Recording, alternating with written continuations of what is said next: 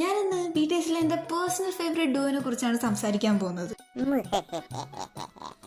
ഇവരാരൊക്കെയാണെന്ന് ഞാൻ നിങ്ങൾക്ക് ക്ലൂ തരാം. ഒരാൾ എന്തെങ്കിലും സാധനം പൊട്ടിച്ചാൽ മറ്റേ ആള് ഈ പൊട്ടിച്ച ആളുടെ എക്സിസ്റ്റൻസ് അടക്കം വേണമെങ്കിൽ ജഡ്ജ് ചെയ്യാം. സോ ഇപ്പൊ തന്നെ ഒട്ടുമിക്ക എല്ലാ ആർമീസിനും ഞാൻ ആരെയൊക്കെ ഉദ്ദേശിച്ചെന്ന് മനസ്സിലായി കാണും. അത് വേറെ ആരുമല്ല, BTSന്റെ സ്വന്തം ഗോഡ് ഓഫ് ഡിസ്ട്രക്ഷനും ജഡ്ജിങ് മിഷനുമാണ്.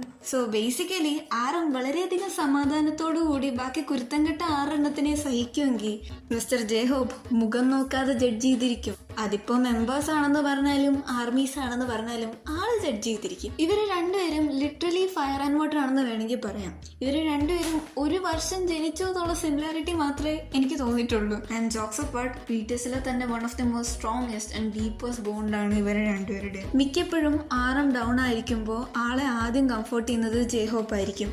അതുപോലെ തന്നെ ജെഹോബ് എന്തെങ്കിലുമൊക്കെ വള്ളി പിടിച്ചാൽ ആദ്യം കൊണ്ട് ചെല്ലുന്നത് ആർമിന്റെ അടുത്തായിരിക്കും. അത്തരത്തിൽ ഒരു എക്സാമ്പിൾ നിങ്ങൾക്ക് കാണിച്ചുകൊണ്ട് ഞാൻ ഈ വീഡിയോ അവസാനിപ്പിക്കുന്നു.